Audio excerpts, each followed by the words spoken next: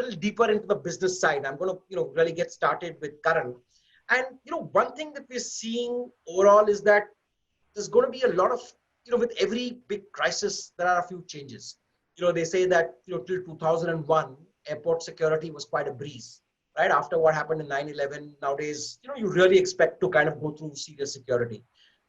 Again, till demonetization happened, a lot of us knew of something called digital payments. I think in that 2 months post demonetization, suddenly all of us, got a payment app. We can start using our PTMs or whatever else we use. So there have been some changes that affect consumer behavior that is going to have an impact on the various businesses that all of us do. And to kickstart with you, Karan, specifically in the context of real estate, DLF is the largest real estate company by far. There obviously has been a slowdown in this period, right? I'm sure transactions have either ground to a halt or come down, pretty drastically. Will there be a big shift in DLF's entire kind of focus going forward in terms of building certain safety and security standards into their new apartment and commercial complexes that they build? And as a marketer, how do you see yourself kind of adapting and working with these changes? I mean, what's different about DLF's marketing in the months and years ahead, as let's say it was a few months ago? You're on mute. Karan, you're muted. Yeah. Can you hear me now? Yep. Yeah, super. Thanks, Lloyd. Great question. And a very pertinent one. I'll tell you a couple of things that's kind of happened in this period. One is that over the last 40, 45 days, 60 days, we've actually done reasonably healthy business. So it hasn't come to a grinding halt. And we've done reasonably healthy business, upwards of about 100 crores just in the residential real estate market itself. Yeah. Why did we do it? We did it because there are a lot of people now who are understanding and appreciating the merits of community living or condominium living versus where they were staying earlier, which is independent houses, independent floors, standalone residential areas. Because what we've done over this period of 45, 60 days is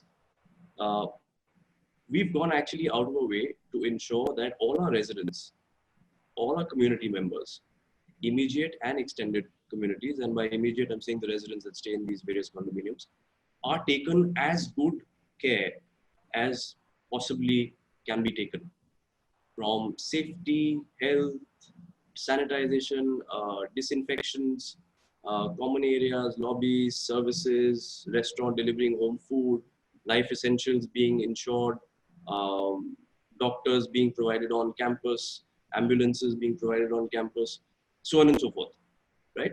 Now, what this does is that it also has a lot of these conversations and start going out beyond the current residents into people who are their friends and families, not necessarily staying in the same condominium, or probably staying in different parts of the country, or probably staying in different formats of housing, right?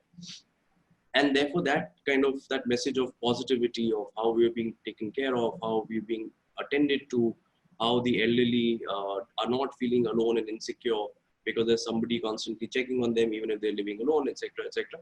All of these are stimulates a certain demand into the residential sector as well.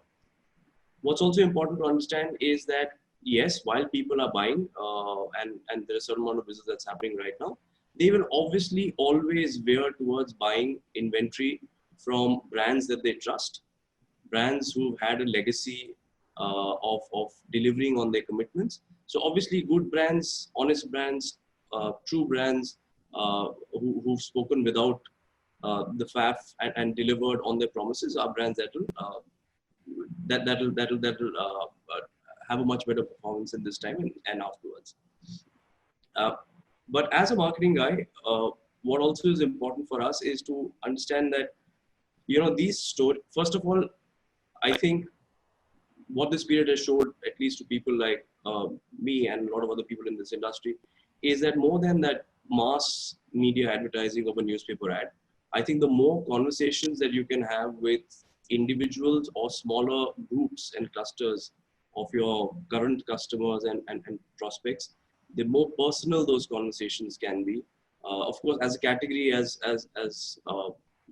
somebody else mentioned earlier, now real estate was all about going to a physical site and experiencing the product before deciding to write a check of, whether it's a 2 crore check or a 20 crore check. Now, how do we as a marketing function, as a marketing team, how do you take that experience to people's screens, as it were, uh, over calls, over discussions, get them to touch, feel virtually the property as best as you can. I think those are some things which will decidedly change how marketing will unravel in future times. We've already started taking those steps. I'm sure a lot of my colleagues have as well. But I think some of those interesting nuances will take better shape as we go along.